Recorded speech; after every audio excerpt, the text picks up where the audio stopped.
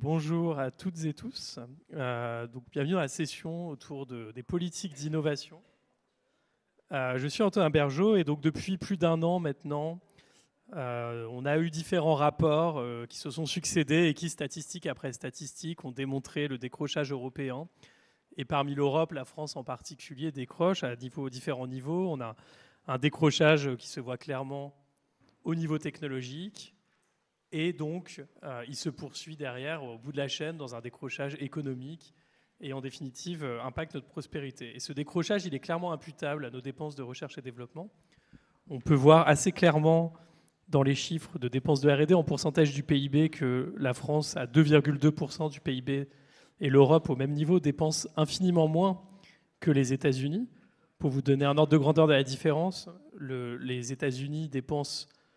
En fait, si on ramenait le niveau français au niveau américain, on dépenserait 40 milliards d'euros en plus chaque année, donc ça financerait 8 fois le CNRS. Donc cette différence, évidemment, grève notre capacité à investir et notre capacité à rester à la frontière technologique. Au niveau européen, c'est 200 milliards d'euros de différence avec les États-Unis par an. Alors, cette différence, ce qui est intéressant, c'est que quand on regarde en détail, elle n'est pas liée à une incapacité de l'Europe à trouver des nouvelles idées ou même à inventer, à innover. On a une très grande force de frappe d'innovation en Europe. On a énormément de politiques d'innovation qui aident les entreprises à investir, qui aident les entreprises à innover, qui financent la recherche publique. Et malgré cela, on a un retard qui se voit en fait uniquement dans la R&D privée. Si vous regardez les chiffres de R&D publics en Europe, en France et aux États-Unis, ils sont au même niveau. Et donc, partant de ce constat, on peut se demander pourquoi est-ce qu'en dépensant autant que les États-Unis, en ayant tout un tas de programmes, les entreprises dépensent moins en recherche et développement que donc outre-Atlantique. Et donc, évidemment, il y a plusieurs possibles raisons. Ça peut être des problèmes structurels, ça peut être des problèmes liés à la fiscalité, mais tout ça nous amène un peu à réfléchir à la manière dont nos politiques d'accompagnement et de soutien à l'innovation sont pensées, sont-elles efficaces et peut-on les améliorer? Et donc pour répondre à ces questions, nous avons la chance d'avoir un panel d'experts, à commencer par Claire Calmejane, qui est présidente de Foundever France et experte avec une grande expérience d'investissement dans la technologie. Vincent Charlet, qui est délégué général de la Fabrique de l'Industrie. Arthur Guyuzvik, chercheur au CNRS et spécialiste des questions d'innovation. Et Marc-Antoine Lacroix, qui est directeur de l'évaluation du secrétariat général pour l'investissement, qui s'occupe notamment de France 2030. Alors, je vous propose de commencer par rapidement nous présenter un peu vos thématiques, à commencer par Arthur Guyuzvik, qui, je crois, vous intéressez beaucoup au crédit d'impôt recherche. Merci beaucoup, Antonin. Donc, effectivement, si on veut... peut-être décrire très rapidement ce que sont les politiques d'innovation en France. Donc les politiques d'innovation françaises, c'est une dizaine de milliards d'euros par an, avec un pilier qui est le crédit d'impôt recherche, qui représente 7 milliards d'euros par an. Donc c'est vraiment très largement, en termes de dépenses publiques, c'est très largement le plus gros contributeur, enfin débiteur, si on... Et donc c'est un dispositif qui est monté en puissance vraiment dans les années 2000. C'est un dispositif en réalité assez vieux qui a été créé en 1983. Au départ, politique d'innovation assez mineure, c'est-à-dire que avant les années 2000, les politiques d'innovation en France étaient principalement composées d'aides directes à la R&D, donc qui étaient des subventions données directement aux entreprises considérées innovantes. Et on avait ce petit crédit impôt recherche qui en fait était une aide qu'on pourrait qualifier, pardonnez-moi l'anglicisme, de one shot, c'est-à-dire que l'année où les entreprises se mettaient à investir en recherche-développement, on finançait à hauteur de 45% de leur augmentation de dépenses de R&D la première année. On leur donnait un crédit d'impôt équivalent à, qui est presque la moitié de leur augmentation de dépenses de R&D. Dans les années 2000, c'est devenu une aide en volume, c'est-à-dire que on s'est mis à financer non pas l'augmentation de dépenses de R&D, mais le stock de dépenses de R&D. Donc chaque année, calculé sur toutes les dépenses de R&D de l'entreprise, un crédit d'impôt qui donc est quelque chose de stable sur lequel les entreprises pouvaient compter et donc baisser en gros le coût de leurs ingénieurs de manière pérenne. Quantitativement, ça a été très important puisque donc en 2004 puis en 2008, c'est devenu ce dispositif qui de quelque chose qui coûtait quelques centaines de millions d'euros s'est mis à coûter 7 milliards d'euros et est devenu la principale politique d'innovation en France. Maintenant, qu'est-ce qu'on peut penser de cette politique d'innovation? Est-ce qu'on peut imputer globalement, disons, la tendance qu'Antonin vient de décrire de baisse de la productivité, de problèmes considérables d'innovation de la France à l'inefficacité potentielle du crédit impôt recherche? C'est peut-être charger le dispositif un petit peu trop. Maintenant, il est assez clair que les études qu'on a à disposition, et notamment, donc, j'avais réalisé en 2021 avec des co-auteurs une étude sur les impacts économiques du crédit impôt recherche. Ce qu'on peut dire, c'est que le crédit impôt recherche finance effectivement des entreprises innovantes, c'est-à-dire que le ciblage est bon. C'est pas que, on entend souvent un petit peu des anecdotes sur le crédit impôt recherche qui diraient que voilà, ça va à la finance, ça va aux banques, etc. C'est quelque chose qui peut-être existe, mais qui quantitativement est quand même assez faux. C'est-à-dire que globalement, le crédit impôt recherche est ciblé vers des entreprises qui sont innovantes. Pour autant, est-ce que le crédit impôt recherche permet d'augmenter les dépenses de recherche-développement des entreprises? C'est beaucoup moins certain. Et en réalité, nous, ce qu'on trouvait, c'est que on avait bien, si vous voulez, l'année où les entreprises se mettent à demander le crédit impôt recherche, elles augmentent leurs dépenses de R&D. Pour autant, le jour où on a, en l'occurrence, triplé le taux de subvention, donc triplé en gros la subvention que recevaient les entreprises, elles n'ont pas augmenté leurs dépenses de R&D. Donc c'est quelque chose qui, en un sens, est bon dans le ciblage, mais ne parvient pas à augmenter l'effort marginal de recherche-développement des entreprises. Merci. Alors Vincent Charlet, vous, je crois que vous êtes intéressé à l'excellence scientifique et le lien avec l'excellence technologique.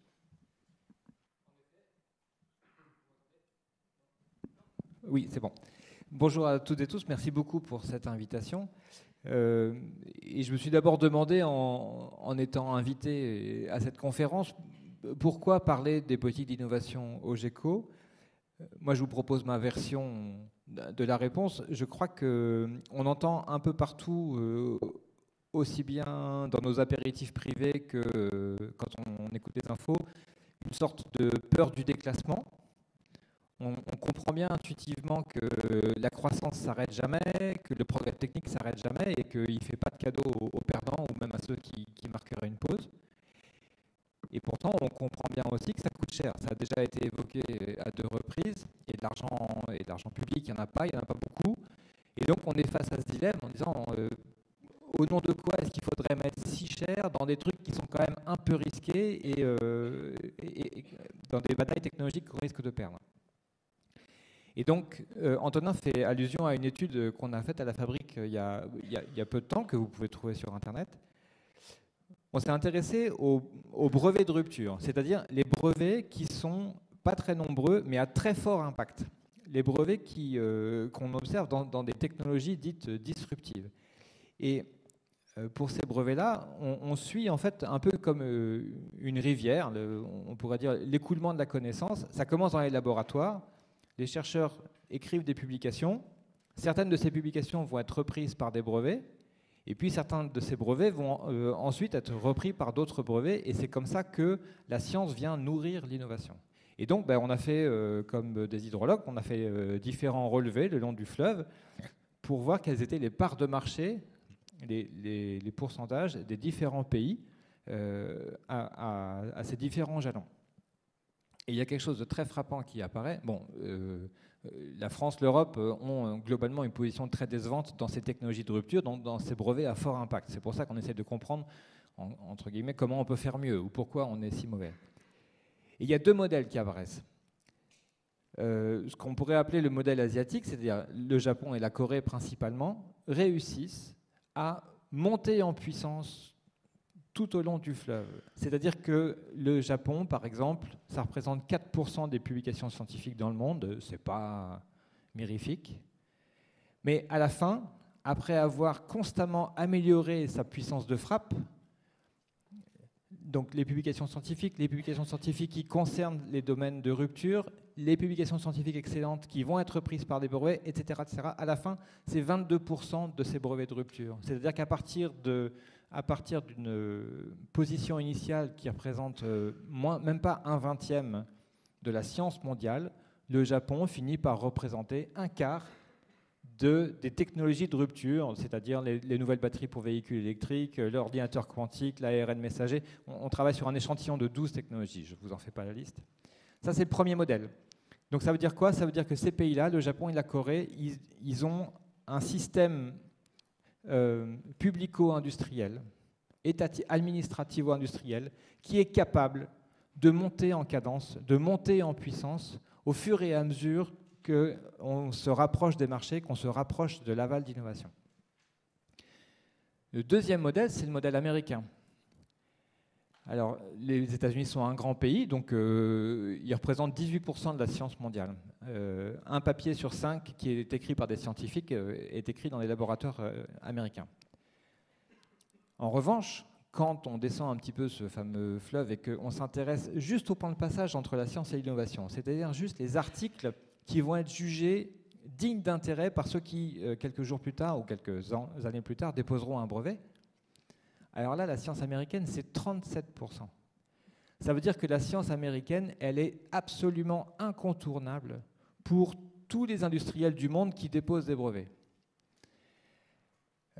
Et ça, donc, c'est parce que les États-Unis ont assumé de construire un système universitaire, un système scientifique extrêmement productif, élitiste, exigeant. C'est pas toujours rigolo d'être chercheur aux États-Unis. En général, on est bien payé mieux qu'ici. En revanche, on est soumis à une pression de publication et de résultats qui est plus forte aussi qu'ici. C'est le fameux système dit du publish or perish. Ces États, et à commencer par les États-Unis, se sont dotés d'un système public de recherche qui est exigeant et qui permet d'alimenter ensuite une position scientifique enviable lorsqu'on parle de technologie de rupture. La France et l'Europe ont cette caractéristique de n'avoir assumé ni l'un ni l'autre, ni le système industriel exigeant et fortement relié à l'État dont je parlais, dans le cadre du Japon et de la Corée, ni ce système public universitaire à la fois élitiste et exigeant qu'on retrouve dans les pays dits anglo-saxons. Voilà, à mon avis, le diagnostic. Merci beaucoup. Alors, peut-être que le retard sur les technologies de rupture qu'on voit en France est lié à un mauvais ciblage de nos politiques d'innovation. Et du coup, je me tourne vers Marc-Antoine Lacroix. Comment on fait pour cibler mieux une politique d'innovation ? Bonjour à toutes et tous et très heureux donc d'être présent parmi vous cet après-midi. D'abord, première remarque, la dernière fois que les Européens ont écrit leur modernité, c'était au XVe siècle. Ils ne sont pas questionnés sur leur part de R&D dans le PIB. Ils ont pris leur carte incomplète, ils ont équipé des équipages hétéroclites et ils sont partis naviguer sur les eaux profondes des grandes découvertes. Je dis ça parce que, évidemment, on parle d'économie, mais l'innovation, la première question, c'est celle de la motivation à innover et donc à quoi doit servir l'innovation, à quoi elle sert. Et c'est au fond ma première réponse à la question du ciblage. C'est que dans le plan France 2030, donc que j'ai le plaisir d'accompagner de l'intérieur de l'État, le premier parti pris, c'est de faire un lien qui n'avait été pas fait jusqu'à présent dans les outils de soutien à l'innovation entre justement l'innovation et la mission, c'est-à-dire le problème sociétal qu'on cherche à résoudre à travers les solutions technologiques qu'on est en train d'inventer. Et c'est fondamental pour mobiliser des acteurs publics-privés autour de caps très clairs sur la durée. C'est efficace aussi pour accélérer et renforcer l'effet de levier. Et c'est aussi évidemment bénéfique pour les retombées socio-économiques de l'innovation, puisqu'on choisit des combats, on choisit des caps qui évidemment visent à mieux vivre, à mieux produire, à mieux comprendre le monde, c'est-à-dire à avoir des retombées socio-économiques positives. Alors je parlerai après évidemment des écueils, des défis ensuite concrets dans l'exécution, puisqu'ils sont nombreux, mais c'est quand même un premier point majeur, c'est que dans France 2030, la rupture, elle est d'abord sur le lien innovation-progrès, autour évidemment de grands défis sociétaux à résoudre, autour du climat évidemment, de la santé, On pourrait le résumer d'ailleurs en disant que l'enjeu finalement c'est de fermer les 4 ou 5 grands cycles, le cycle de l'uranium, le cycle du carbone, le cycle du phosphate, le cycle de l'azote, et puis peut-être même aussi le cycle du microbiote finalement, c'est notre infrastructure de santé durable à l'horizon 2030 ou 2040. Deuxième remarque, c'est qu'il y a un deuxième parti pris dans le ciblage de France 2030, c'est le ciblage de la start-up et de l'acteur émergent, parce qu'on sait bien que quand on fait des choix, surtout quand on est l'État, très vite, on est capturé par des grands groupes, par les têtes de filière, et que ce n'est pas eux, toujours en tout cas, qui sont capables de disrupter leur modèle d'affaires. Et donc, il faut avoir ce terrain entrepreneurial derrière pour aussi diffuser ces nouvelles innovations. Et c'est la raison pour laquelle on s'est doté d'un critère très, très strict, qui est que 50% des soutiens publics doivent aller sur ces acteurs émergents-là, donc des startups. Et ça permet justement de ne pas capturer l'aide publique par des grands groupes. Et enfin, il y a un dernier parti pris de ciblage, c'est ce qu'on appelle la montée en gamme. Alors c'est un peu l'ingrédient, je dirais, plutôt gentil-rôle du plan France 2030, c'est que tout ça doit servir aussi à préparer l'absorption de ces technologies par le tissu industriel. Alors on s'est beaucoup désindustrialisé depuis les 30 dernières années en Europe et particulièrement en France. Mais effectivement, c'est bien de produire des nouvelles connaissances, mais si on laisse ces nouvelles connaissances être utilisées par nos concurrents, et là, alors, à la fois je suis, mais je challengerai un peu ce qui vient d'être dit par Vincent Charlet, parce que du point de vue de la dépense publique, choisir de soutenir des laboratoires d'excellence, mais sans choisir non plus en même temps d'aller les déverser dans le tissu industriel, c'est se priver d'un débouché pour la dépense publique. Et donc c'est renoncer à une forme de rentabilité aussi socio-économique d'une forme de dépense à travers la recherche d'excellence. Donc je dirais, pour résumer en réponse à la question de M. Bergeau sur le ciblage, que voilà, il y a ces 3 ingrédients dans le plan France 2030. C'est un peu Mazzucato, l'innovation au service de mission sociétale, Schumpeter, la destruction créatrice, le tissu entrepreneurial, et évidemment aussi l'acceptation de l'échec.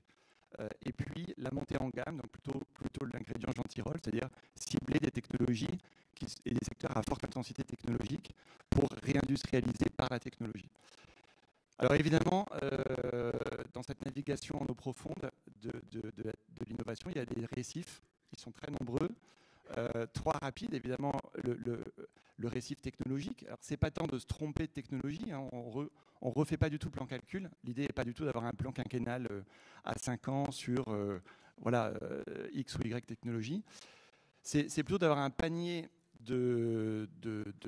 d'innovation qu'on juge effectivement prometteuse par rapport à un problème donné. Mais là, évidemment, le risque dans l'exécution, c'est de se tromper dans la maille. C'est-à-dire de prendre soit un portefeuille qui est trop étroit, soit au contraire trop large. Alors si on prend trop large, on a du mal à piloter ensuite le goulot d'étranglement vers les phases ensuite de montée à l'échelle. Et puis si on est trop étroit, on risque de passer à côté d'une innovation prometteuse. Voilà. Donc tout ça nécessite évidemment beaucoup de dialogue, beaucoup de concertation avec les écosystèmes.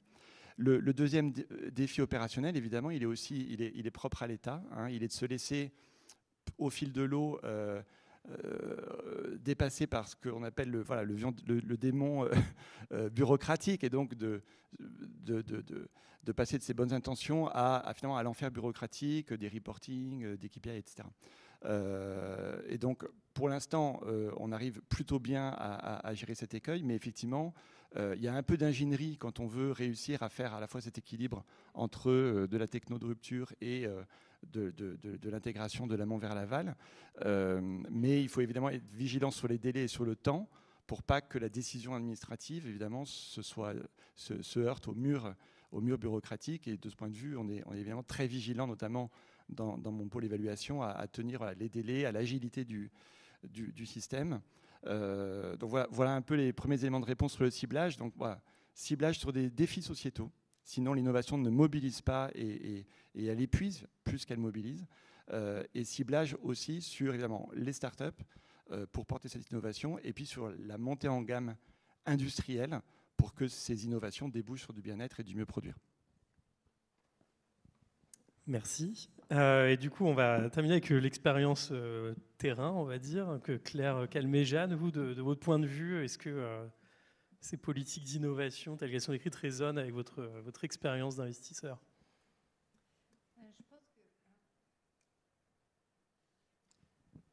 Super, merci.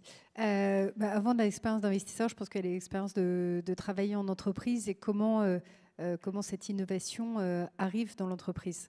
Moi, je trouve qu'on n'est pas court de bonnes idées et de bons programmes. Et d'ailleurs, souvent, on voit des chercheurs qui partent plutôt développer leur recherche aux États-Unis, en Asie, parce qu'ils ont plus de capacité d'avoir ce qu'on appelle go-to-market, donc ils ont plus que la capacité de l'amener à un produit fini et de trouver des investissements dans des voies industrielles, ce qui était un petit peu ce que tu mentionnais, et là je retrouve. Donc pour moi, il y a ce premier point qui est comment est-ce qu'on arrive dans le milieu européen à réconcilier la recherche avec l'entreprise. Et je me souviens avoir posé cette question à l'époque au patron de Télécom Paris, qui m'avait dit « Mais Claire, tu poses la question du savoir-faire et du faire savoir.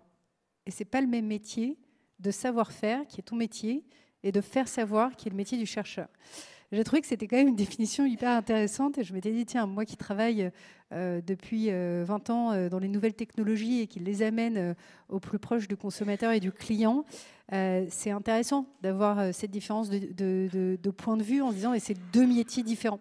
Et pour moi, il faut que le métier, il arrive à trouver un continuum, et c'est ce que tu mentionnais, en disant, mais comment de l'idée, comment de la recherche, comment du financement, on arrive à l'amener dans un milieu industriel. Et ça passe aussi par, on le sait aujourd'hui, dans les professeurs de recherche, ils sont assez peu incentivés pour trouver des gens du privé qui viennent dans leur laboratoire. On est beaucoup mieux notés, on a beaucoup plus de points quand nos PhD continuent à avoir des carrières dans la recherche et dans l'enseignement, alors que c'est très peu rétribué pour quelqu'un qui voudrait le faire, d'accompagner ces étudiants dans les secteurs privés et d'amener ça au cœur de la recherche. Voire ça peut être parfois mal perçu. En tout cas, moi, parfois on est embauché des chercheurs et des PhD. Ils me disaient oui, ça a quand même posé sujet moi dans mon environnement. Donc il y a ça qui est en train d'être adressé. Je pense que notamment les investissements, moi dans le domaine de l'IA que je vois qui ont été faits. Vous avez peut-être vu les clusters IA qui ont été faits, qui permettent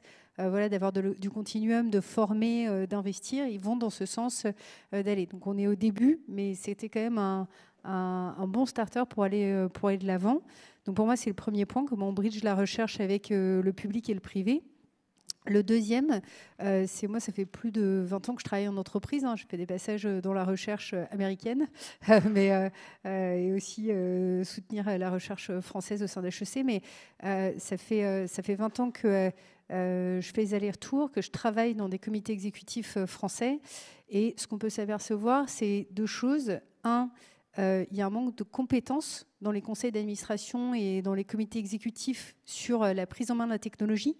Donc, quand vous travaillez aux États-Unis, souvent, les gens ont fait un passage chez Google, un chez Facebook, un chez Amazon, et puis après, vous les retrouvez chez Goldman Sachs, chez JP Morgan, chez General Motors. Voilà, ils ont des parcours dans lesquels ils ont appris ce que c'était la donnée, la technologie, et comment c'était un levier puissant de transformation de l'entreprise, et comment ça se transcrit en réalité économique. Et nous, comme on n'a pas eu ces acteurs qui ont été créés, en fait, on n'a pas ces parcours un petit peu diversifiés. On va avoir des parcours beaucoup plus d'ingénieurs qui ont travaillé dans des industries telles que Safran, Airbus, qui, eux, vont être finalement ceux qui vont porter la connaissance scientifique et technique au sein des comités exécutifs et des conseils d'administration. Et ça, c'est un sujet, parce que en fait, la transformation digitale, elle n'est pas qu'une connaissance scientifique, elle est aussi une connaissance d'adoption, elle est une connaissance d'usage, et elle est une connaissance économique. La première chose qu'on fait dans mon métier, c'est de se poser la question, quand je trouve un cas d'usage, quel est l'impact pour le consommateur, comment j'améliore le quotidien de mon consommateur et comment j'augmente la productivité de mon entreprise. Et on le mesure de façon très précise, et c'est comme ça qu'on passe l'innovation à l'échelle. Et donc ça peut vouloir dire, ça c'est un peu la limite, que certaines innovations qui sont plus les innovations de rupture, effectivement, ont plus de mal à s'intégrer. Mais déjà, si on a juste à faire l'innovation incrémentale, ça serait super. Et on arrive quand même à le faire assez souvent. Mais voilà, on a un sujet compétence qui est assez fort et de bonne prise en main de ces technologies pour les amener vraiment à des cas d'usage qui ont de l'impact pour tout le monde. Et la dernière chose, c'est aussi la prise en main par les usagers. En fait, quand moi j'étais aux États-Unis, que je vivais en Angleterre, on avait des consommateurs, je travaillais pour une grande banque anglaise qui était très très traditionnelle, qui était intégralement digitalisée. Et les consommateurs, quand on est arrivé à plus de 80% de vente en ligne de nos produits bancaires, encore une fois sur un modèle qui n'était pas du tout Boursorama, hein, sur un modèle qui était très très traditionnel, c'était le Crédit Agricole anglais. Et pourtant, tout l'intérieur de la machine était digitalisé. Ça n'avait pas changé la marque, ça n'avait pas changé l'appartenance, ça n'avait pas changé les valeurs de l'entreprise qui étaient profondément ancrées dans l'économie anglaise et comment on va le faire progresser. Quand je suis arrivée en France, en sortant de ces 80% de ventes en ligne, je suis arrivée sur le marché français, on vendait 3% en ligne. Voilà, donc vous êtes dans la même année sur un delta de 77% de ventes et donc de contribution à l'économie digitale. Mais ça veut dire aussi de formation dans les métiers de ce qu'on appelle le product management, la data, l'expérience client et donc tout ce vivier qui peut être formé. Et donc là où je challenge peut-être un petit peu en disant bon, il faut investir évidemment dans les nouveaux entrants, c'est vrai, mais moi j'ai vu des pays comme les UK, j'ai vu des pays comme Israël qui, vraiment au cœur de leur stratégie industrielle, ont demandé à l'équivalent de leur 440 comment vous êtes en train de sortir de 20 ans de legacy system IT et comment vous nous emmenez dans la trajectoire de demain, et qui ont même mis des incentives pour que ça soit résolu. Donc investir sur la French Tech, investir sur les nouveaux acteurs, c'est important, investir sur la recherche, c'est important, mais vraiment prendre en main la transformation du CAC 40, qui est finalement la masse et qui est là où les gens travaillent, qui est là où l'innovation est apportée au quotidien, c'est aussi critique pour moi. Et on a écrit un livre blanc que je vous inviterai à voir si vous allez sur mon LinkedIn, avec plusieurs opérateurs qui ont eu des postes comme moi dans les comités exécutifs, en disant voilà ce que nous on observe et les bonnes pratiques qu'on voit pour amener cette innovation au cœur du terrain. Merci. Alors, du coup, moi, ce que vous avez dit à la fin va permettre de rebondir sur une deuxième partie, c'est que finalement, il y a une difficulté à cibler, on ne sait pas vraiment s'il faut aider les jeunes entreprises, que les jeunes entreprises, les grandes, les petites. Est-ce qu'on sait, je pose la question qui voudra pouvoir répondre, est-ce qu'aujourd'hui on a une idée de comment on fait pour maximiser l'impact d'une dépense publique d'innovation ou de soutien à l'innovation? Si on devait changer les choses, est-ce qu'on sait vers où on devrait aller pour un meilleur ciblage? Je ne sais pas si quelqu'un veut répondre. J'imagine, Marc. Oui, alors évidemment, hein, c'est la martingale d'avoir il n'y a pas de formule magique de ciblage, mais ce qu'on peut quand même dire, c'est que, bon, d'abord, quand on cible des secteurs qui sont le spatial, le quantique, les matériaux avancés, on a des multiplicateurs traditionnels sur ces secteurs dans les théories de la croissance endogène, on va dire classiques, qui sont quand même beaucoup plus élevés que quand on finance des innovations de bout de chaîne directement plus proches du consommateur final et qui certes peuvent améliorer un usage, etc., mais qui n'ont pas d'impact profond sur la croissance. C'est lié en fait aux externalités de ces secteurs qui sont beaucoup plus forts parce qu'ils sont beaucoup plus complémentaires aux autres facteurs plutôt que substituables à eux. Donc c'est l'énergie, c'est effectivement les technologies industrielles avancées, etc. Ensuite, je pense que ce qui est très important, c'est de ne pas cloisonner, effectivement. C'est de ne pas avoir un ciblage qui aboutit à du cloisonnement, mais c'est plutôt de cibler finalement les bons écosystèmes. Et là, moi, je rejoins complètement ce qui vient d'être dit sur... Il n'y a pas tellement d'opposition start-up grand groupe. On sait bien qu'une start-up, de toute façon, au bout de 8 ans, 10 ans, elle va devoir s'inventer un avenir. Alors, soit elle va se faire racheter, et on n'a pas en Europe la taille critique des fonds qui fait qu'on arrive à protéger tous ces actifs incorporels et intangibles qui sont créés.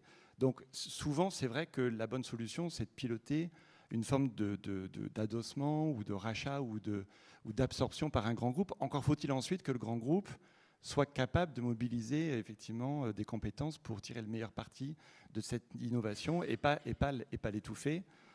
Et là, on a quand même des exemples qui vont un peu dans les deux sens. Il y a des groupes qui maintenant excellent dans la capacité à tirer parti d'absorption de start-up pour renouveler leur business, et puis d'autres, au contraire, qui absorbent les start-up pour juste tuer les innovations qui vont en fait concurrencer leur business vache à lait un peu confortable. Voilà. Dans l'histoire un peu longue, on s'aperçoit quand même que les grandes ruptures ne sont pas produites par les entrants. Elles sont quand même produites souvent par des concurrents qu'on ne voit pas venir.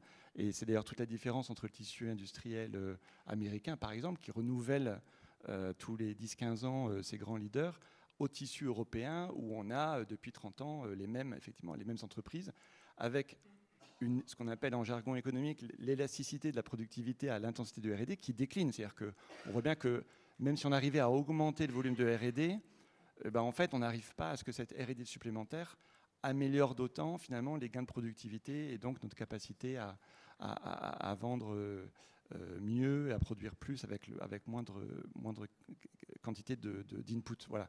Donc je pense qu'il faut miser sur les écosystèmes, absolument, travailler en réseau et constituer, comme dans les grandes découvertes, en fait, des bons équipages.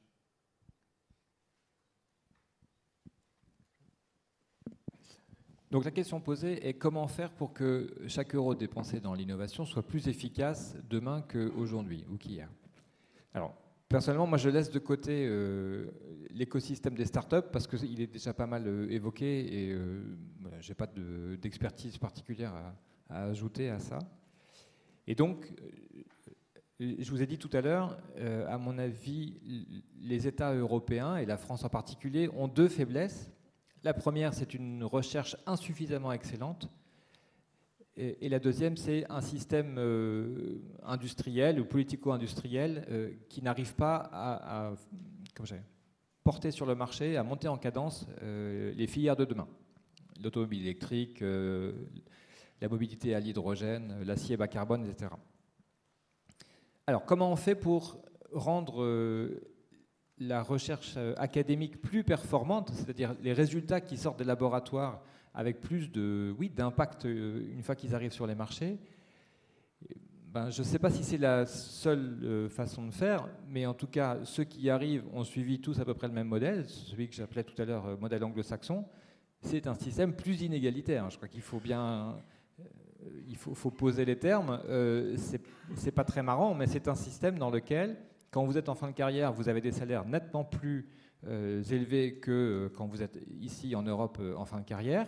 En revanche, l'entonnoir qui vous permet d'accéder au Graal est autrement plus sélectif, et Dieu sait qu'il est déjà ici qu'en Europe, c'est-à-dire que vous allez avoir des populations soit de gens nés sur le territoire, soit de porteurs de visas spécifiques pour des études supérieures, qui frappent à la porte des universités pour obtenir la possibilité de faire un doctorat, puis un postdoc, puis un deuxième postdoc, et peut-être qu'au bout de ça, à 30-35 ans, ils seront admis dans la carrière, comme on dit. Politiquement, on voit bien que ça ne va pas tout seul, ça va d'autant moins tout seul qu'une bonne partie des gens qui sont en charge de la recherche sont aussi en charge de l'enseignement supérieur. Et donc il est difficile d'impulser une telle tendance dans le système de recherche sans embarquer avec soi l'enseignement supérieur, c'est-à-dire en gros sans américaniser, si je peux dire, les universités. Et là, on arrive dans un monde où les études supérieures ne sont plus aussi gratuites qu'elles sont ici. Vous voyez que le système est quand même mis en tension ou qu'il faut choisir, il faut faire des arbitrages. Mais je reviens à la question d'Antonin. Comment faire pour que les euros investis dans la recherche publique soient plus porteurs d'effets économiques qu'aujourd'hui? Je ne connais qu'une recette, c'est celle-là. C'est rendre le système plus inégalitaire, ce qui politiquement n'est pas simple. Deuxième question, comment faire pour que ce que j'ai appelé rapidement le système politico-industriel soit meilleur pour réussir de grandes avancées industrielles et technologiques? Aujourd'hui, malheureusement, les nouvelles ne sont pas super encourageantes quand on parle d'acier bas carbone, quand on parle de la filière hydrogène.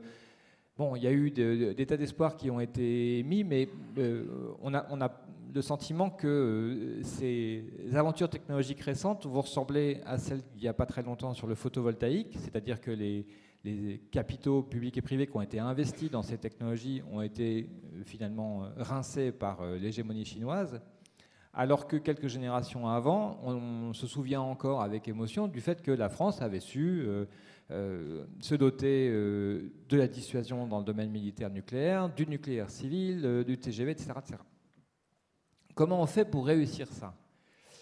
Alors, les Coréens, notamment, ils ont quelque chose, et les Chinois, c'est pareil, il y a quelque chose qui frappe l'imaginaire, c'est qu'ils ont des politiques qui sont très structurées en plans quinquennaux ou plans. Ils ont des objectifs extrêmement forts qui sont suivis au plus haut niveau de l'État. Et quand je dis suivi, c'est pas des mots en l'air. C'est-à-dire que tous les mois, sous la présidence du Premier ministre, les industriels sont là et ils rendent compte de leur avancement. Bon, on n'a jamais fait ça ici, mais ça dénote quand même d'une forme d'engagement de toute la population et des acteurs économiques pour atteindre un objectif qui s'appelle voiture électrique ou nouveau lanceur spatial ou nucléaire de demain. À la limite, peu importe à ce stade, mais vous voyez bien que la recette institutionnelle, elle n'est pas celle qu'on applique ici. Comment on avait fait ici, sous notamment les quinquennats de Gaulle-Pompidou, pour lancer ces grands programmes technologiques qui avaient globalement été couronnés de succès, pas à 100%, mais globalement. Il n'y avait pas ces réunions mensuelles, pas à ma connaissance, mais il y avait de grands organismes qui étaient en charge d'orchestrer cette aventure technologique. Quand le président de la République a dit « je veux que la France soit désormais une puissance spatiale », eh bien, il a créé un organisme, un CNES, qui coûte à peu près 1 milliard par an. Quand le même président de la République ou son successeur a dit « je veux que la France soit dotée du nucléaire civil », il s'est tourné vers le CEA en disant « je vous demande de réussir cette aventure », c'est-à-dire de concevoir les plans, les technos, et d'être en interface avec les industriels, de faire en sorte que ça marche. Et c'est pareil, c'est 1 milliard par an, etc. etc. On ne peut pas imaginer, dans un pays où le Premier ministre ne convoque pas les industriels tous les matins, on ne peut pas imaginer qu'une aventure, une épopée scientifique et technologique telle que la mobilité électrique ou l'acier bas carbone, je reprends mes mêmes exemples, surviennent comme par magie s'il n'y a pas quand même à un endroit un chef d'orchestre, mais vraiment investi des pouvoirs du chef d'orchestre, c'est-à-dire que c'est lui qui va battre la mesure, imaginer les différentes étapes et les différents jalons à franchir.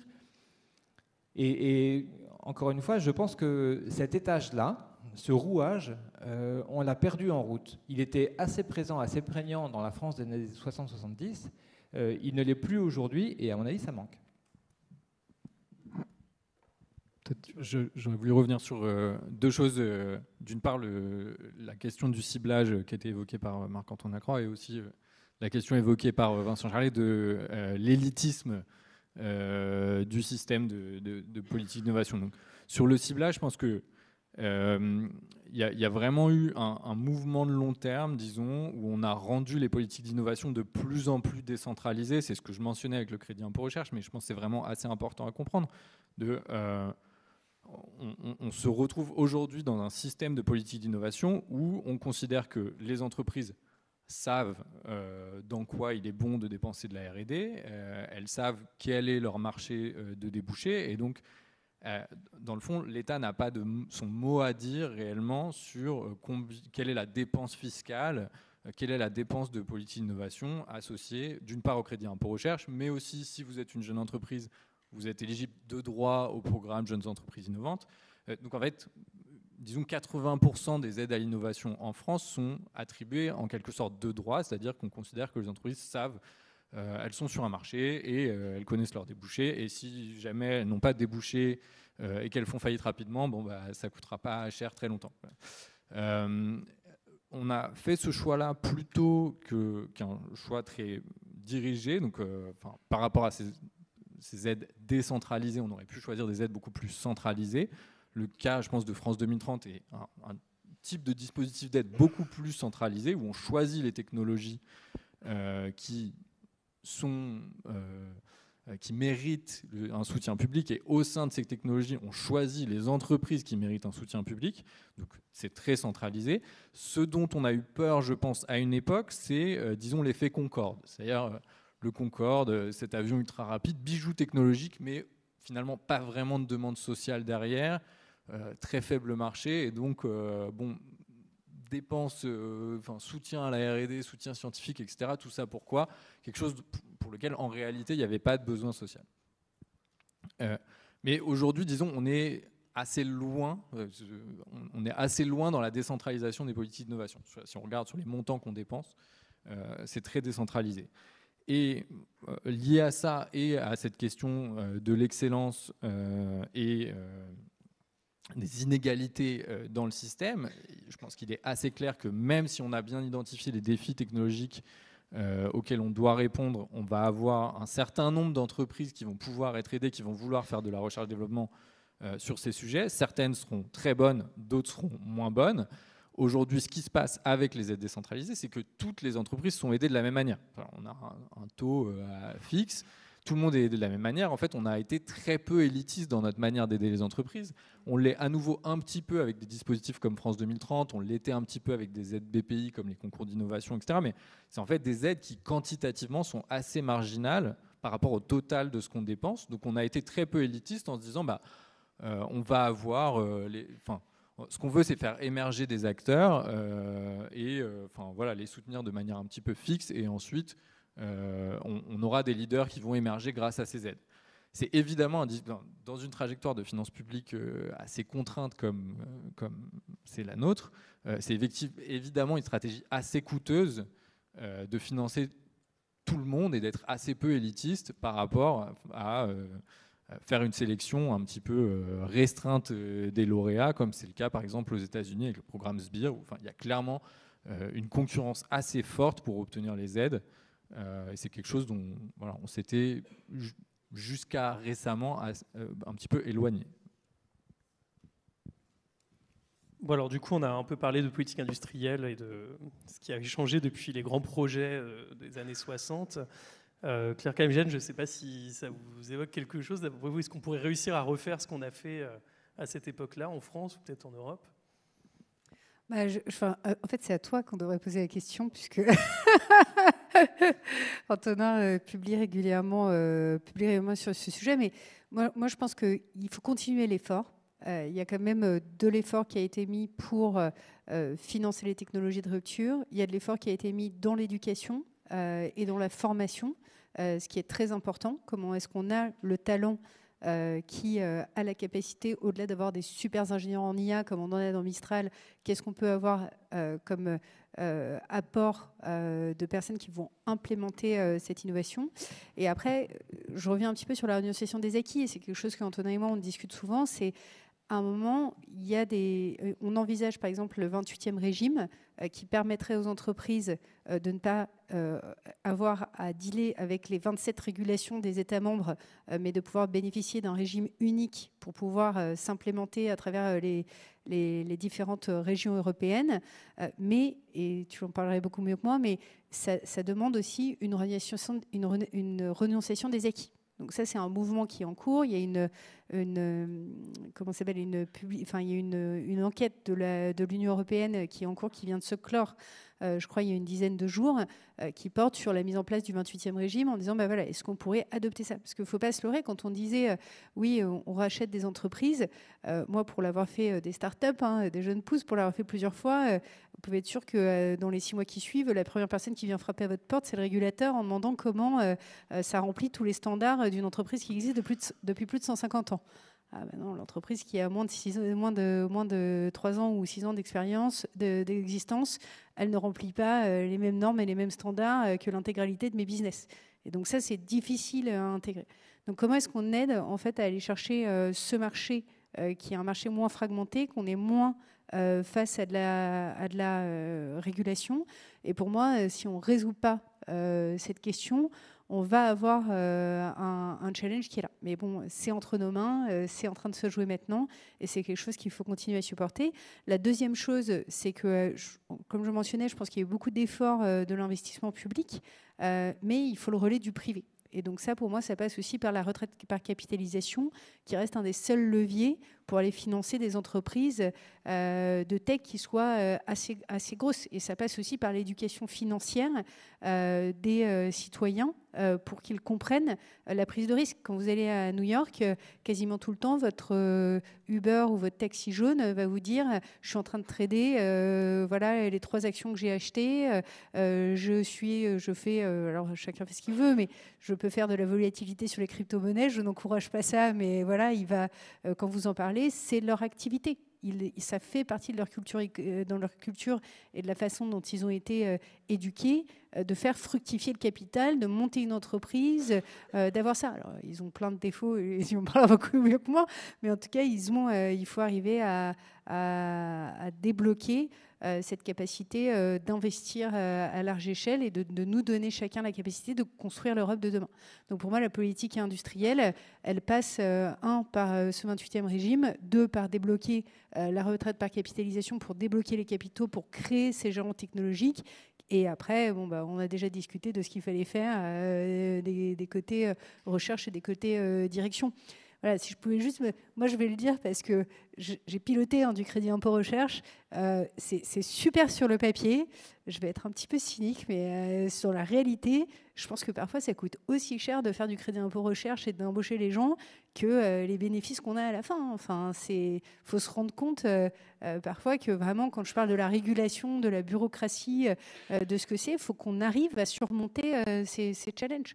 Et encore une fois, moi, je reste positive. J'ai opéré des jobs dans l'industrie et à chaque fois qu'on a mis ces sujets sur la table, on a réussi à les débloquer, mais il faut vouloir les poser sur la table. Il faut vouloir retrousser ses manches et se dire, OK, on est en train de le faire et il faut continuer à créer ce mouvement. Merci. Peut-être effectivement une petite remarque complémentaire.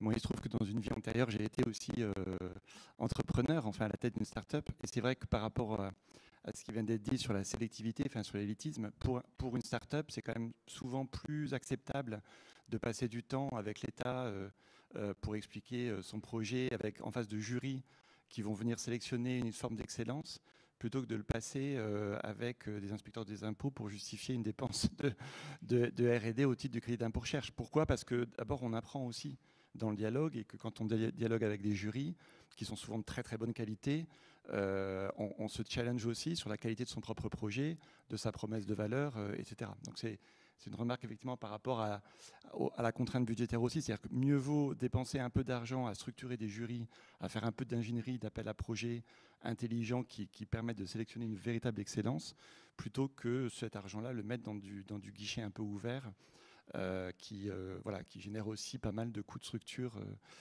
assez significatifs. Et la deuxième remarque, c'est par rapport à la réglementation. Alors, je partage tout à fait ce qui vient d'être dit sur le fait d'avoir des réglementations qui ouvrent les voies à un marché unique, unifié, etc., ou un nouveau régime pour les startups. Je pense qu'il y a aussi un aspect très important, c'est que il faut que y compris en France, les services ministériels classiques s'interrogent sur l'adaptation de leur réglementation en fait, aux nouvelles innovations. C'est-à-dire qu'un des boulots qu'on fait au quotidien dans France 2030, c'est pas d'avoir nos collègues de tous les services ministériels pour qu'ils viennent juste nous dire « Ah, nous, on a besoin d'une partie de votre budget pour financer telle ou telle innovation ». C'est aussi pour que nous, on puisse leur dire « Attention, nous, là, on est en train de développer, par exemple, une super innovation avec des écosystèmes sur le biocontrôle. Par contre, la réglementation agricole, aujourd'hui, est absolument pas adaptée pour autoriser le biocontrôle, ou alors il faut 2 ans et demi de procédure. » Voilà. Et ça, c'est le vrai combat. C'est identifier les verrous réglementaires qui bloquent ce passage à l'échelle quand des innovations prometteuses ont fait la démonstration de leur valeur, mais qui sont juste étouffées parce que les ministères classiques en fait, n'intègrent pas assez. Et là, il y a aussi un enjeu de culture très très fort, qui est un peu de transformer l'État en entrepreneur. Alors, c'est évidemment une ambition très très forte, mais c'est un peu ça qui se joue aussi dans cette innovation orientée mission, parce que si on arrive à aligner les acteurs sur une innovation missionnée, vous voyez bien que c'est plus facile aussi de convaincre une administration de changer sa réglementation, parce qu'elle comprend l'intérêt et la finalité d'une innovation. Par contre, si on va voir une administration pour dire, voilà, j'ai telle technologie, ah oui, mais c'est quoi l'impact ?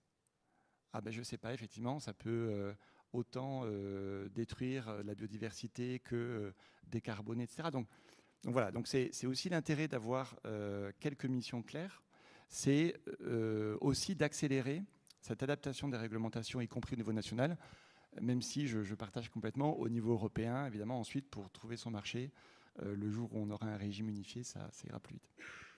Et peut-être pour compléter ce que tu viens de dire, je pense qu'on a des exemples qui commencent à émerger. Quand on voit un Mistral AI qui va lever des fonds auprès d'un ASML qui a quand même été aussi supporté par les jurys, comme tu le mentionnais, etc., c'est la bonne direction. Simplement, on ne peut pas en avoir qu'un seul.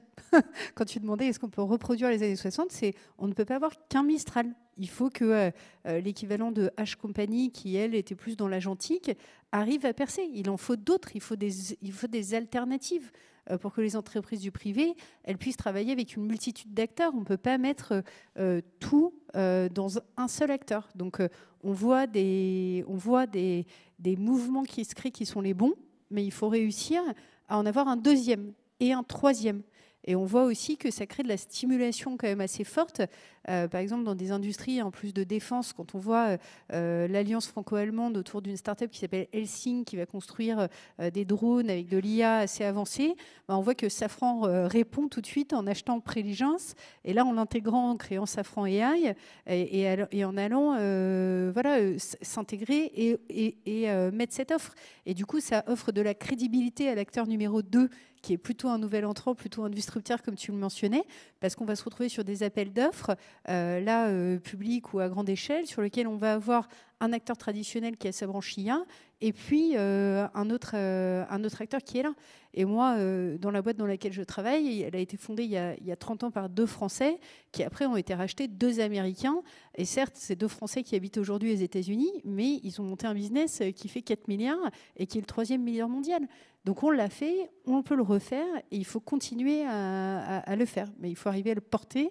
Et comme on voit qu'on a un agenda politique aussi assez chahuté, il faut que cette continuité soit portée et qu'elle ne s'arrête pas au milieu du chemin dans lequel elle a été lancée. Donc pour moi, je reste positive. On peut se dire qu'on peut refaire ce qui s'est passé. En tout cas, on a largement essayé de s'en donner les moyens et on continue à se les donner. Merci. Alors moi, je vois quand même dans ce qui a été dit, je vois 2 quand même freins ou de fuites. C'est que vous avez tous dit plus ou moins qu'il y avait quand même un problème de transmission de la recherche scientifique, académique, universitaire vers l'entreprise.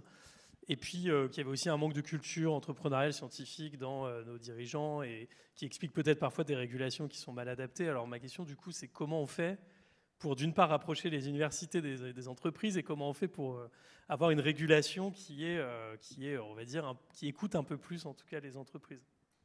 Donc, vaste programme, je ne sais pas si quelqu'un veut commencer. Alors peut-être, je ne sais pas si c'est une invitation à le faire, mais donc il se trouve qu'on fait de la recherche ensemble avec Antonin, donc, et notamment un des articles qu'on a écrit ensemble qui évalue en fait une politique qui n'était pas conçue comme une politique d'innovation au départ, qui est vraiment une politique scientifique, qui ont été les laboratoires d'excellence. Et on essaye de voir si, avec ce financement des laboratoires d'excellence, où on a donné en gros 1,5 milliard d'euros à des laboratoires, vraiment donc dans des universités, pas du tout d'entités privées, on regarde l'impact sur les entreprises autour, sur les entreprises qui sont proches géographiquement et proches technologiquement de ces laboratoires. Est-ce qu'elles se sont saisies de cette amélioration de la connaissance scientifique qui était produite dans leur zone et sur leur sujet, et est-ce qu'elles ont augmenté leurs efforts de recherche-développement de ce fait-là? Est-ce qu'on trouve des effets assez forts? On trouve des effets de l'ordre de 80 centimes de R&D privé par euro dépensé dans le programme, ce qui est en fait tout à fait comparable, et même plutôt en haut de l'échelle des politiques d'innovation qu'on peut essayer de faire pour stimuler la R&D privée en finançant directement les entreprises.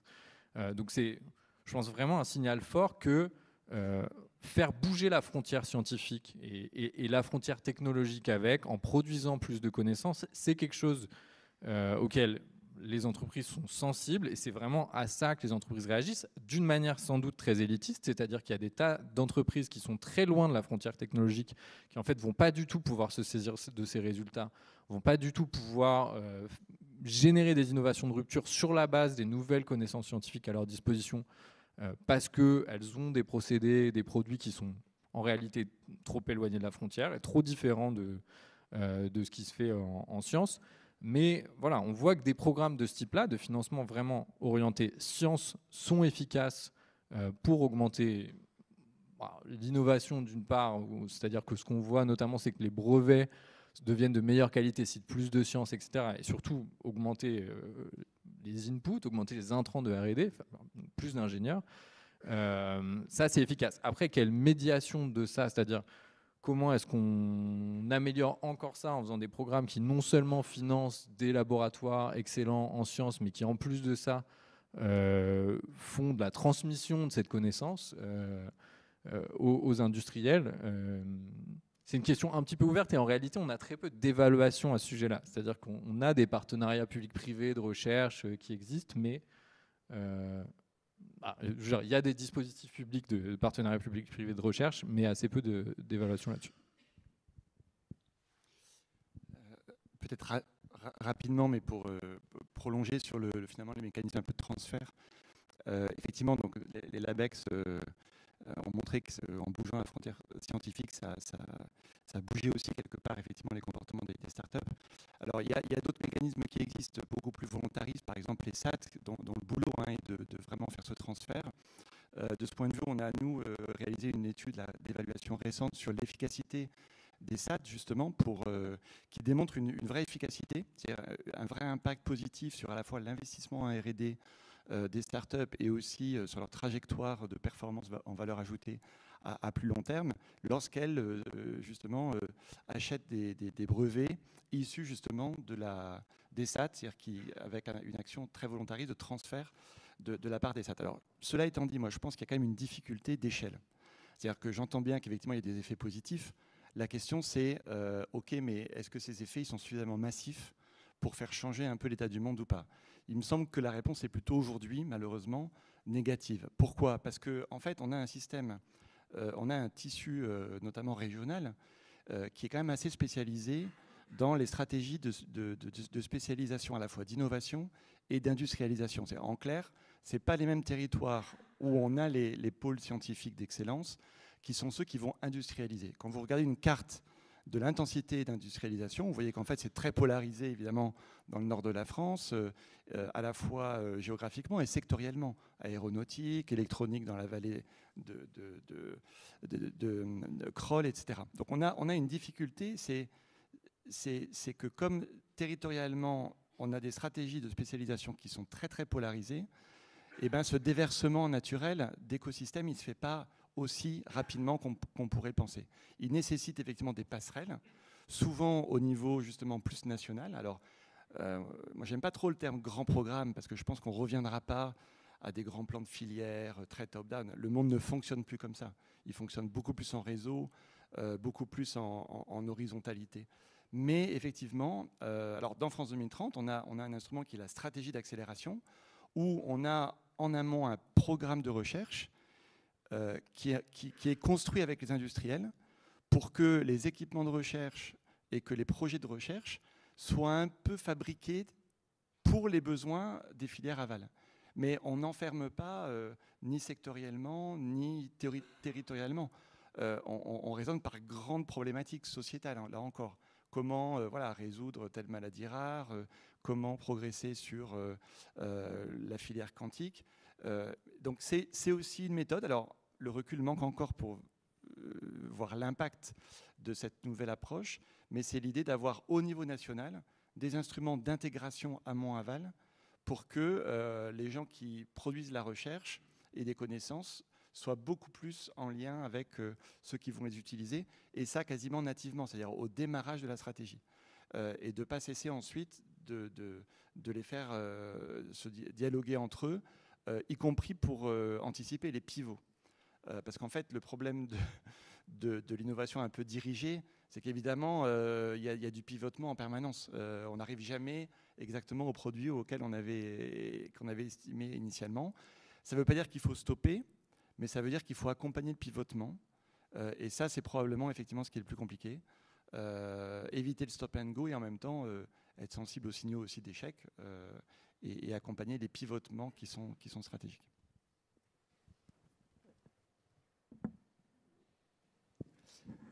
Antonin, je crois que ta question était littéralement comment est-ce qu'on peut rapprocher les deux mondes, le monde de la recherche, le monde des entreprises, pour améliorer l'efficacité ou la capacité d'un pays comme la France à produire des innovations attendues à l'avenir. Et dans les termes de cette question, je retrouve une hypothèse fréquente, courante, qui est celle justement de publics trop éloignés qu'il faudrait réussir à rapprocher de l'un de l'autre. Donc un peu comme si on avait dans notre grande France le grand hall des chercheurs où ils sont tous à la paillasse et ils travaillent à faire leurs avancées scientifiques. Et juste à côté, le grand hall des entreprises innovantes, innovatrices qui se servent de ces résultats scientifiques pour en faire des nouveaux produits ou des brevets ou des nouveaux services. Et ça fait 30 ans, 40 ans qu'en Europe, tous les pays se demandent comment est-ce que je fais pour que le contact passe mieux entre le grand hall de la science et le grand hall de l'innovation. Alors, je vais donner un statut juridique un peu spécial pour qu'ils puissent se balader de l'un à l'autre. Et puis, je vais agrandir un peu la taille des portes. Puis, je vais leur donner en plus une incitation financière. Quand ils passent de l'un à l'autre, je vais organiser des sites web et des grands événements où ils puissent se présenter. Bon, bref, on cherche à tout prix à rapprocher les publics parce qu'on se dit, à l'interface, le flux, la circulation est trop faible et donc ces publics, malheureusement, travaillent en silo, ils s'ignorent et donc ils ne se rendent pas mutuellement service, en tout cas pas assez. J'ai dit tout à l'heure qu'on a mené des observations sur les innovations de rupture il n'y a pas longtemps. Et du coup, moi, ça m'amène à poser une autre question, à proposer une autre hypothèse. Parce qu'en fait, ce qu'on observe, c'est que les chercheurs qui sont dans leur grand hall de la science, 9 fois sur 10, quand ils produisent un résultat scientifique qui va être utilisé par une entreprise dans un brevet, c'est à l'étranger. Et 1 fois sur 10 seulement, c'est par les entreprises qui sont juste à côté. De même, quand les entreprises développent un brevet de rupture dans une technologie d'avenir, prometteuse, et que ça s'inspire, et que leur brevet s'inspire d'avancées scientifiques récentes, 9 fois sur 10, ça vient d'avancées scientifiques qui ont été produites à l'étranger, et seulement 1 fois sur 10 par les scientifiques d'à côté. Et ceci n'est pas propre à la France, on l'observe, y compris dans des pays, j'allais dire exotiques, comme le Japon et la Corée, qui ont par ailleurs, enfin que vu d'ici, on juge très efficaces. Ça veut dire quoi? Ça veut dire que la connaissance scientifique circule abondamment dans le monde. Et du coup, j'en viens à cette conjecture. Je ne suis pas certain qu'on va grandement améliorer l'efficacité de la grande maison France en poussant encore un peu plus les murs et en organisant encore un peu plus de festivals pour que les scientifiques et les innovateurs se rencontrent. Je pense au contraire qu'il faut, d'une certaine façon, stimuler presque séparément l'un et l'autre, de sorte à ce que les scientifiques soient encore plus qu'aujourd'hui au contact des entreprises du monde entier. Et bien sûr, et c'est là que tout se joue, que les entreprises qui agissent sur le territoire France soient plus proactives pour aller chercher dans le monde entier des inputs scientifiques dont elles ont besoin. Parce que si, et le modèle dans la matière, c'est les États-Unis. Les États-Unis offrent, si j'ose dire, gratuitement leur science au monde entier. C'est absolument phénoménal de voir le nombre d'articles, je l'ai dit tout à l'heure, qui sont inventés, de découvertes scientifiques qui sont imputables à des laboratoires ou des chercheurs américains, mais qui seront en fait appropriés dans des brevets déposés par des entreprises étrangères. Sauf que, dans le même temps, les entreprises américaines vont chercher 2 fois plus encore de résultats scientifiques conçus à l'étranger et les intègrent dans leurs propres brevets. Ce qui m'amène à dire, encore une fois, que j'ai parlé tout à l'heure de système inégalitaire, ce n'est pas de gaieté de cœur, mais je crois qu'on a peut-être été au bout d'une voie qui consiste, encore une fois, à améliorer les interfaces entre chercheurs français et entreprises françaises, voire parfois au sein d'un même cluster. On a déployé beaucoup d'instruments dans cette voie. Et je pense qu'il faut réussir à imaginer que peut-être notre nouveau palier d'efficacité, pour avoir globalement un système plus innovant, c'est d'avoir dans chaque hall, celui de la science, celui de l'innovation, des gens plus stimulés.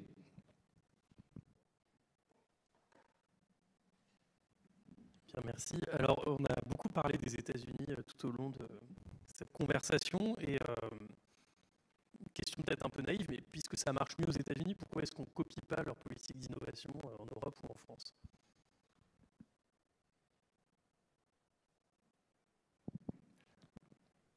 Alors, je vais essayer de ne pas faire de réponse trop longue. La première réponse, c'est qu'il y a beaucoup de points communs.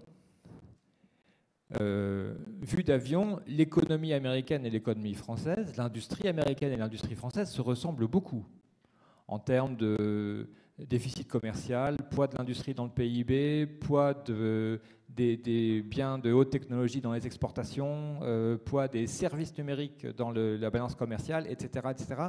Évidemment, la France est plus petite, mais enfin, il y a beaucoup de points communs. Première chose.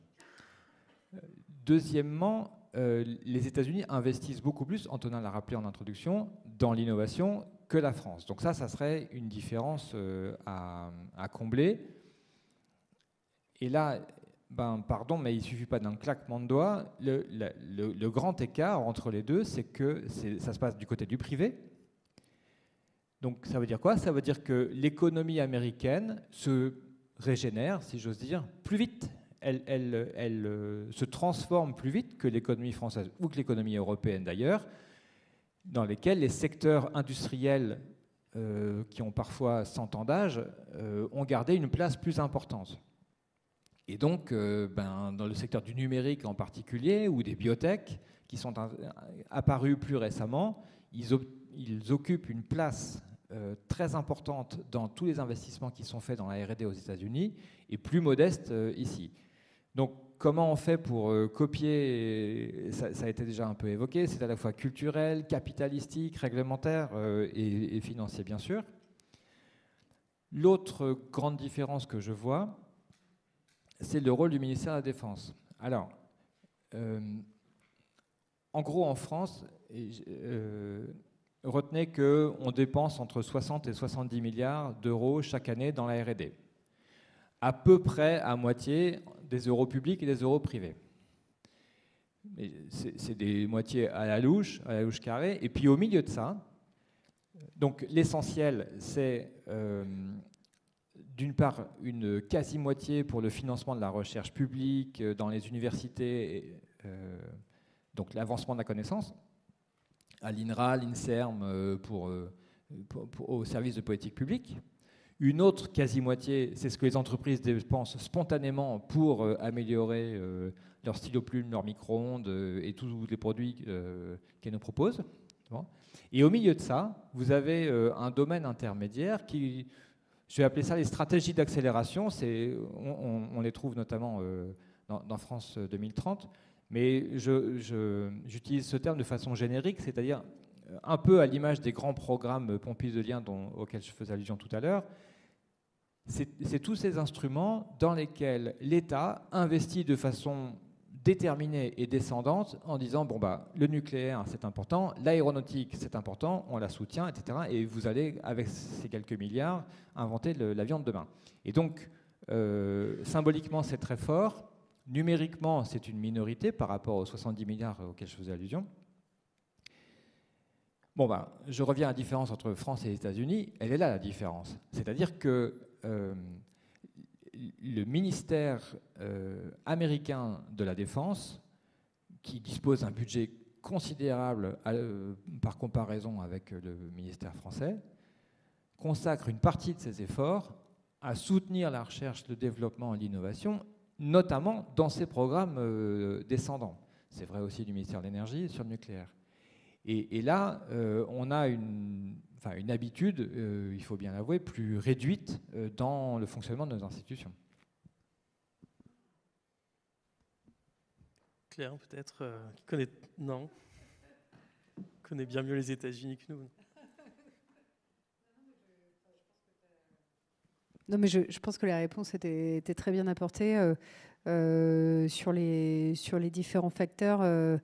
Sur les différents facteurs qui étaient nécessaires, aussi bien capitalistiques, régulatoires.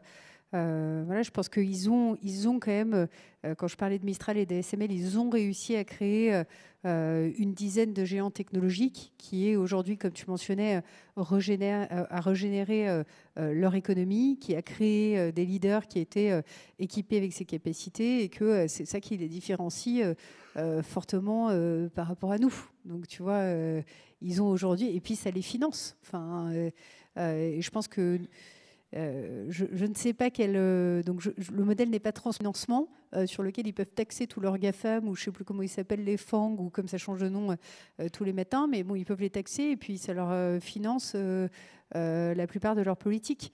Je pense que la seule chose que je peux dire en Europe, tu aurais peut-être vu Marc-Antoine, mais la seule chose, c'est qu'on a quand même eu la chance d'avoir un commissaire européen qui s'est tenu debout face à eux. Et je pense que ce n'était pas un job facile en disant que l'Europe n'était pas un marché gratuit pour eux.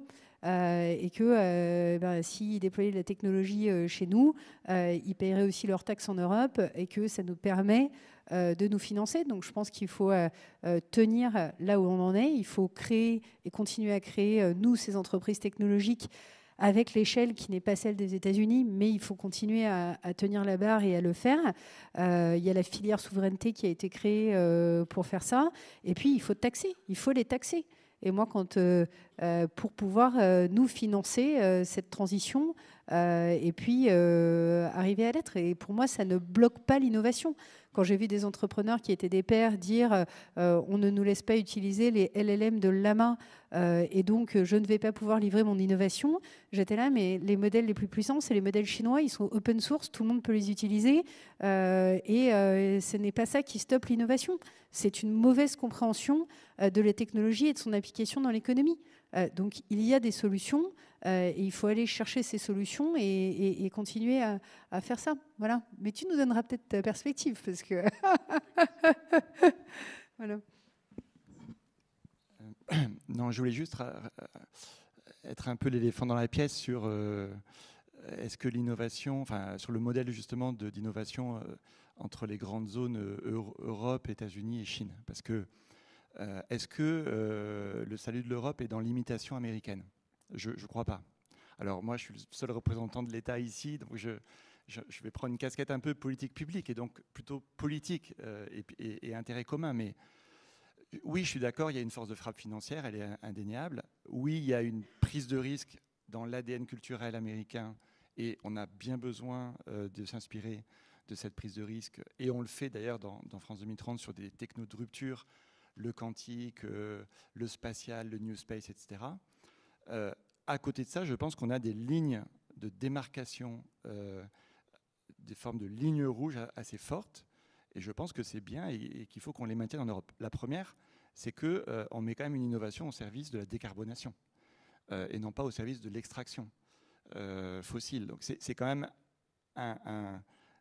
une différence majeure, parce qu'on peut continuer à innover.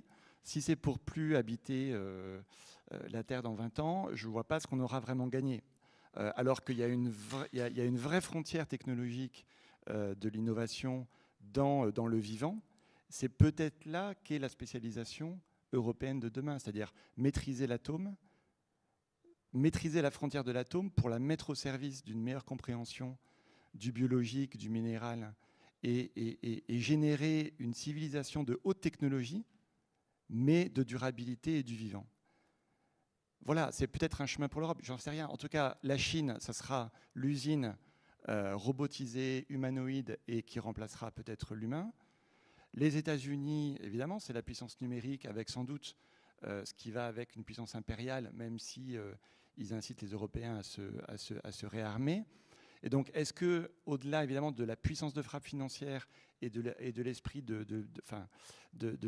l'esprit entrepreneurial, qui, je rappelle, est quand même un mot français, entrepreneur, et non pas américain, et effectivement est important, il y a quand même la question, encore une fois, je reviens au début de mon propos, de à quoi cette innovation va servir. Et si on veut, je pense, mobiliser aussi les nouvelles générations sur cette innovation-là.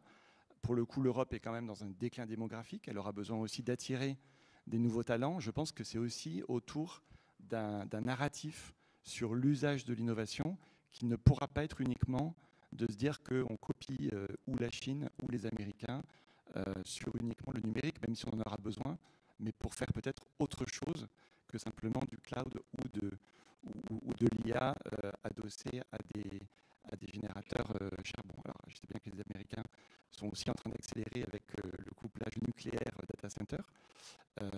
C'est très vrai, mais justement, pour le coup, là, cette course technologique-là, on l'a dans France 2030. C'est bien pour ça qu'on pousse très fort sur nos SMR et qu'on a la chance quand même d'être encore la puissance internationale la plus performante en matière de recherche dans le nucléaire. C'est quelque chose qui ne se sait pas assez. Et la fusion, évidemment. Même si là, on a effectivement perdu un peu de temps. Mais la fusion qui reste dans certains projets qu'on soutient pour repousser les frontières de la fusion, et un record que vous avez entendu il y a quelques semaines du temps le plus important en fusion, 22 minutes sur le plasma. Voilà. Donc on a des raisons d'être fiers. On n'a pas que des raisons uniquement de vouloir imiter le modèle américain, même si ils ont aussi des choses à nous apporter, bien évidemment.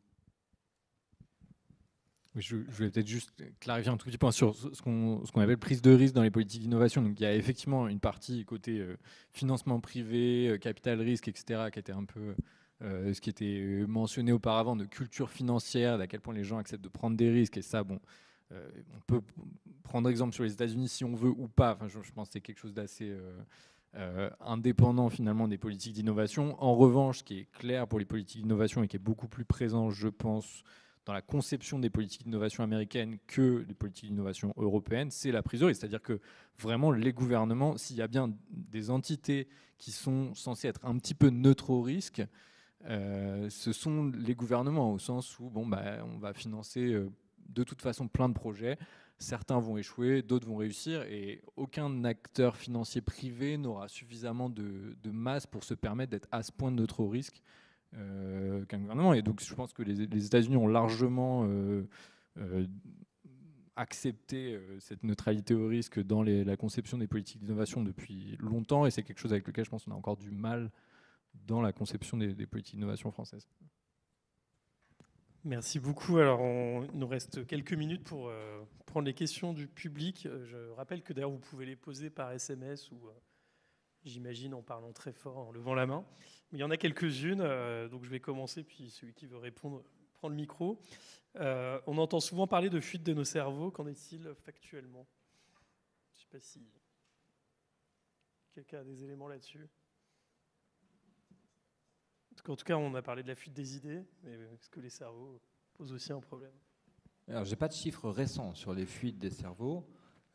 C'est un phénomène qui est dans l'ensemble assez marginal, je crois, mais qui malheureusement est assez concentré sur les chercheurs les plus courtisés, donc a priori les meilleurs.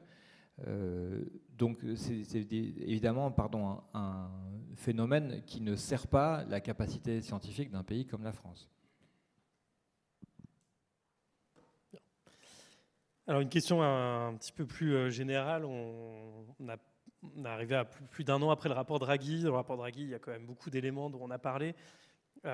Pourquoi est-ce qu'il y a une solution au niveau français, ou est-ce que la solution elle passe forcément par l'Europe, et si oui, quelle est-elle, quoi?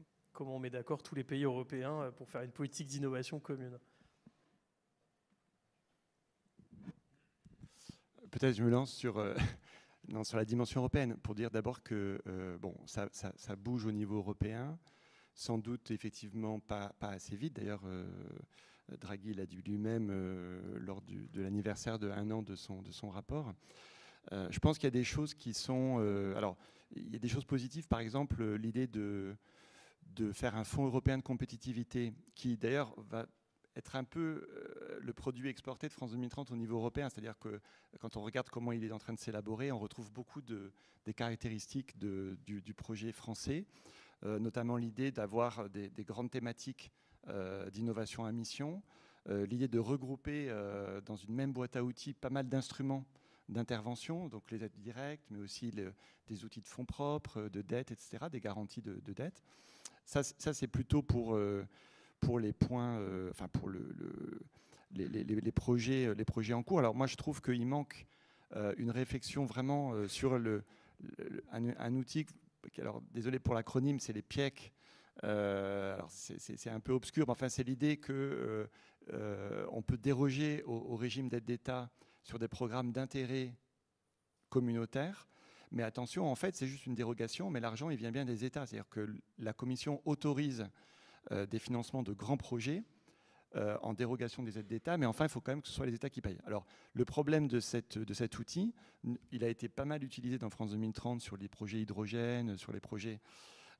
mais il pose une difficulté, c'est qu'en fait, c'est le taux de retour. C'est-à-dire que chaque pays essaie très vite de saturer son enveloppe en envoyant le plus de projets pour ses propres acteurs.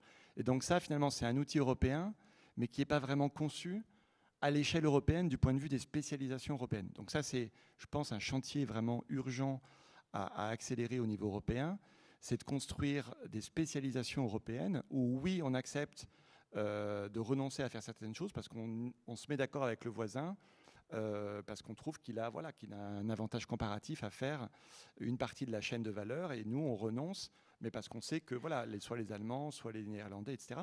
Alors c'est quelque chose, par exemple, sur le quantique qu'on est en train de faire, hein, des accords un peu tripartites pour, j'allais dire, avancer plus en mode club et dans une répartition un peu plus intelligente des savoir-faire et des compétences.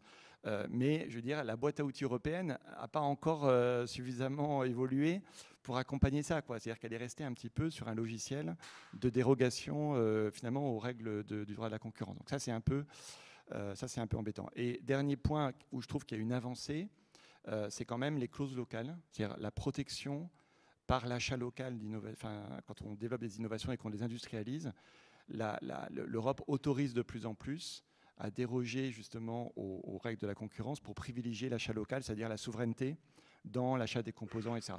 C'est évidemment ça, c'est très important parce qu'on n'en parle pas assez, mais même quand on déploie des grandes innovations, si dans les équipementiers, l'essentiel de la valeur provient de Chine ou d'Inde, etc., ben finalement, on est content, on a déployé l'innovation, mais en termes de valeur ajoutée, on n'a pas résolu le problème, c'est-à-dire qu'on n'a pas créé la valeur ajoutée sur le sol européen. Donc, pour ça, il faut être un peu plus en protection des marchés, notamment par rapport à la concurrence chinoise, et ça passe aussi donc, par ces clauses d'achat local, ou en tout cas de protection d'une certaine part de valeur ajoutée produite localement. Et ça, c'est, je trouve, un élément de progrès dans les nouvelles réglementations européennes. Mais voilà, il faut accélérer puisque les cycles d'innovation sont de plus en plus rapides. Et donc, la denrée, c'est le temps, quoi. Il faut réussir à valoriser aussi le temps dans toutes ces politiques et accélérer sur les adaptations réglementaires. Merci. Alors, une autre question sur la Chine et Trump. Donc, est-ce qu'aujourd'hui, on doit changer notre façon de collaborer avec la Chine à l'heure de Trump? Comment est-ce qu'on doit voir la Chine comme un allié, comme un concurrent technologique? Et qu'est-ce que ça implique pour l'Europe?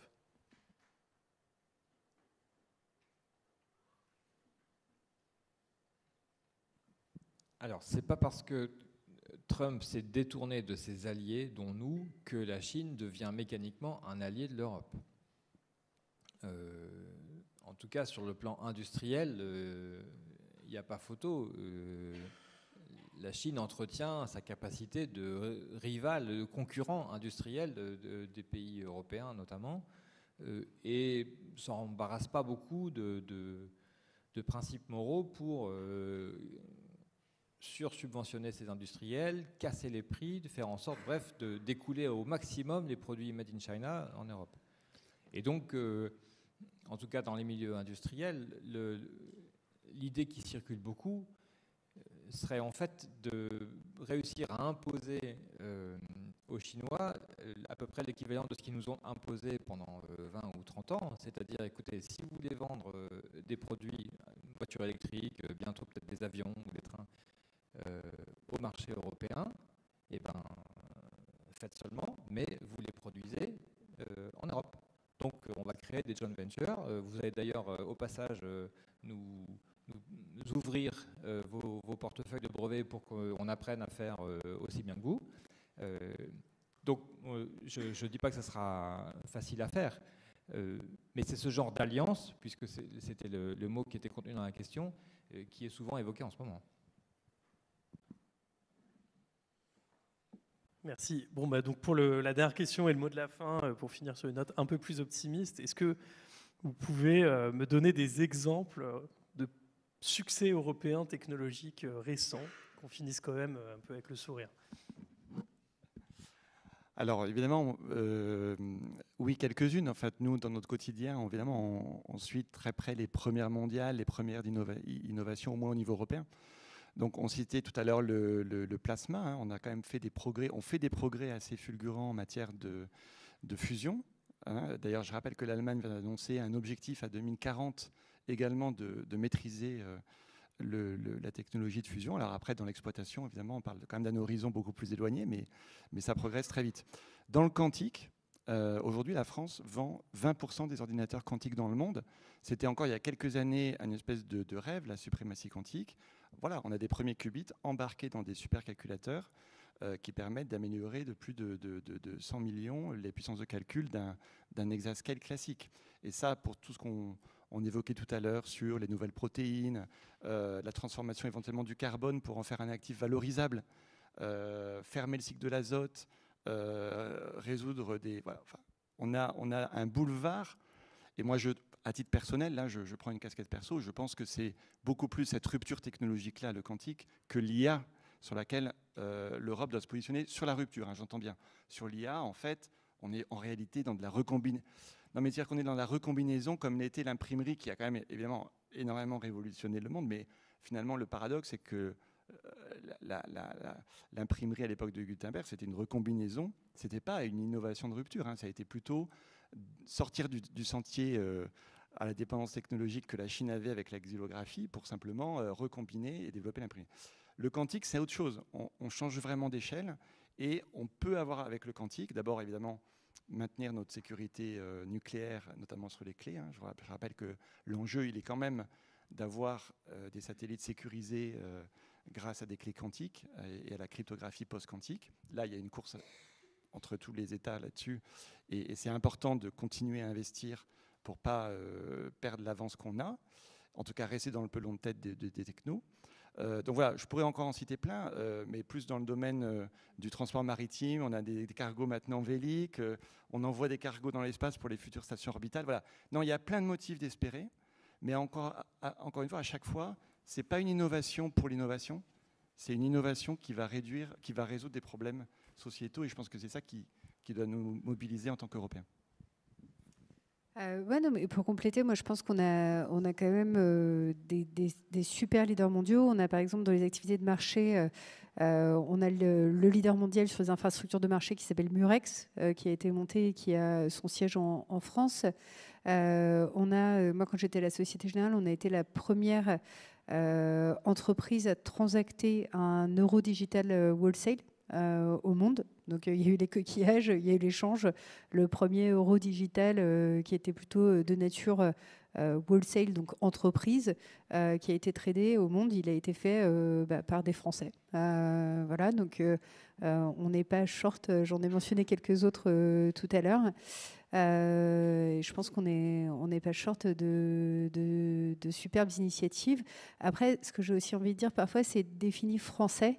Parce que je reviens dans la boîte dans laquelle je suis, qui est le 3e leader mondial. Aujourd'hui, c'est une boîte qu'on pourrait considérer comme américaine, mais elle est toujours pilotée par 2 Français et elle a toujours un ADN qu'ils insufflent qui est français, avec la plupart de la R&D de cette boîte qui fait de l'outsourcing et toute la construction de la GenAI qui est faite par des Français sur le territoire français et qui est exporté partout dans le monde et qui contribue à la création de valeur, y compris en France, et y compris pour des employés en France, puisque moi j'en ai plus de 4000 sur le sol français qu'on forme tous les jours dans tous les territoires et dans tout le maillage sur l'adoption des nouvelles technologies.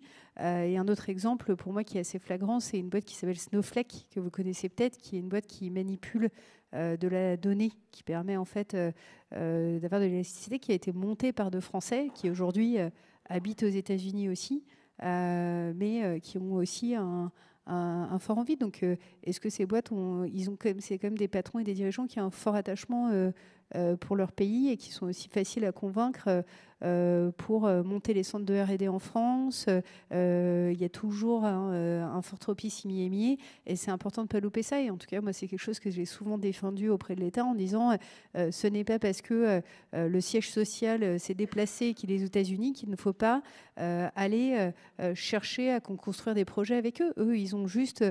c'était des dirigeants d'entreprise et à un moment, ils ont aussi voulu développer leur entreprise pour que justement, elles aient une taille mondiale. Donc voilà, donc à la fois des Français et à la fois des Français qui ne sont pas forcément en France, mais sur lesquels on peut probablement capitaliser. Voilà. Si notre politique fiscale tient la route dans les prochaines semaines. Alors, je ne sais pas si tu voulais donner un exemple, il nous reste 0 minute, mais peut-être... Ok, donc en moins d'une minute, on a parlé des innovations de rupture là. À l'échelle de filières entières, on a étudié 2 beaux succès il n'y a pas longtemps. C'est l'industrie de la défense et l'industrie du luxe, si on se donne une version un peu exhaustive de l'innovation. Ça veut dire que l'industrie française, avec sa fiscalité, ses lacunes en compétences, ses problèmes de foncier, et bref, toute la litanie des problèmes dont on entend parler, est capable de réussir merveilleusement à l'export et de susciter l'admiration à l'étranger. Merci. Eh bien, merci à toutes et à tous.